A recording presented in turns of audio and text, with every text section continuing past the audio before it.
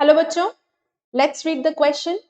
The question says, what changes did Napoleon introduce to make the administrative system more efficient in the territories ruled by him?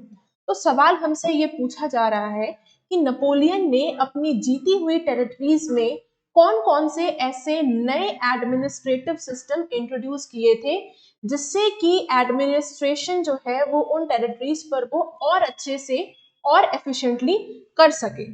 So Napoleon introduced the following changes to make the administrative system more efficient in the areas ruled by him. Basically उन territories की यहाँ बात करी जा रही है जिसको Napoleon ने जीत लिया था, like Dutch Republic, Switzerland, Italy and Germany. तो चलिए देखते हैं कौन कौन से चेंजेस हुए थे. अप्लाइड सिविल कोड ऑफ 1804 जिसे नेपोलियनिक कोड कहते हैं.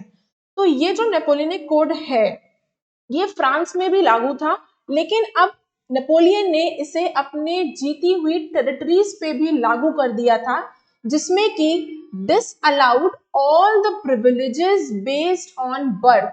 जो बर्थ से ही, जन्म से ही जो प्रिविलेजेस थे उन सबको खत्म कर दिया. Establish equality before the law, कि कानून के नजरों में सब लोग बराबर रहेंगे. And secure the right to property, और प्रॉपर्टी के राइट को सिक्योर कर दिया, सेफ कर दिया. Next, simplified administrative divisions.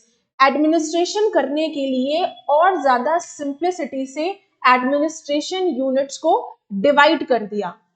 Put an end to the feudal system, जो फ्यूडल सिस्टम था उसको खत्म कर दिया. Freed peasants from serfdoms and manorial dues, और जो पीजेंट्स थे उनको गुलामी से और मेनोरियल ड्यूज से आजाद कर दिया.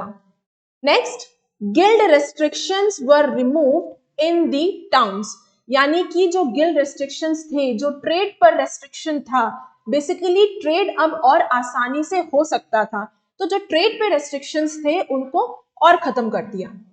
Transport and communication system improved, transportation और कम्युनिकेशन सिस्टम को और बेहतर कर दिया. Common national currency to be used, और एक कॉमन नेशनल करेंसी को लागू कर दिया था. तो ये सारे चेंजेस नेपोलियन ने अपनी जीती हुई टेरिटरीज पर ये एडमिनिस्ट्रेटिव सिस्टम में बदलाव लाया था, चेंजेस लाया था. So I hope you understood the question as well as the answer. Best of luck.